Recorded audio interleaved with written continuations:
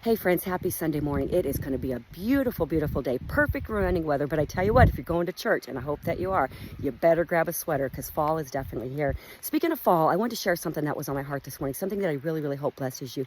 Yesterday at Oktoberfest, it's one of our fall festivals in downtown Waynesville, I had the blessing of organizing another free concert focused on addiction recovery, focused on sharing stories of people who have recovered to inspire others to seek the same treatment, right? This faith-based recovery that we know works. And we had 8 people sharing their testimonies. Each of them were so powerful. I tell you what, testimonies of what God has done in your life have the power to inspire others to seek Christ, right? And it's by sharing our testimonies that that we bring others to Jesus who can provide the same type of healing. There were people that had struggled for years, some for decades, and I tell you what, the stories of deliverance were amazing. But it brings me to my point. In my Bible study this morning, I was in Matthew 15, verses 29 through 31, and I highly suggest that you read this, but I'm going to paraphrase. Jesus had just got done healing the daughter of a Canaanite woman. She was demon possessed, and she came to Jesus, begged him, please heal my daughter. And she kept on and on and on. But anyway, the story goes that Jesus did heal the daughter, and the woman was commended for her faith. Back in Matthew 8, we have a centurion who came to Jesus, and he said, I have a servant. He's lying paralyzed, and he's in need of healing. Once again, Jesus healed the man. But first he said, do you want me to come to your house? And the centurion said, no. He said, I am a man that I am a leader over people, and when I say it, it's done. And Jesus commended him for his faith. So both of these people came to Jesus with their requests, right? And they were commended for their faith. But we have in Matthew 15, 29 through 31, we have the same type of people, but their faith is enough that they bring the people to Jesus. It says when Jesus left that region, he left the Canaanite woman, right? It says that the multitudes came to Jesus, and they brought the crippled, the blind, the lame, and the mute, and all those who struggled, right? And it says that these people laid them at Jesus' feet. They laid him at his feet. Do you just love that or what?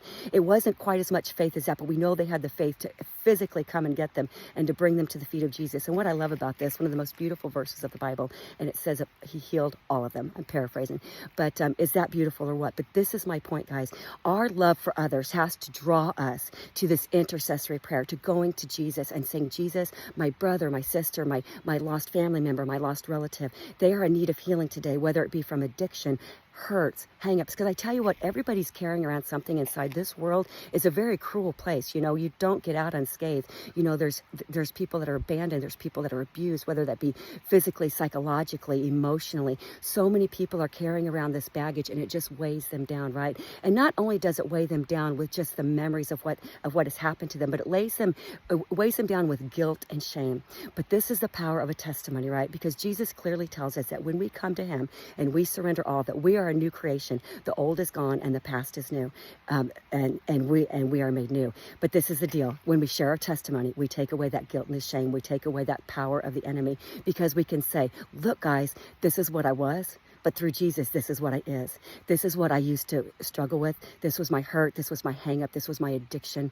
But look, I'm healed. Look, these scars you may not be able to see on the outside, but if you could see the inside, you'd see a work of art. And I tell you what, all of these people had stories, just stories of redemption, about how God took their rubble. You know, he took everything. They were down to their just destitute, and how the Lord reached down and picked them up and put them on solid ground, and they could share their story. So guys, I really, really hope that blesses you. But more than that, I hope it inspires you to go out and to seek the lost, and to say to your hurting brothers and sisters, hey guys, I want to share my testimony with you. Okay.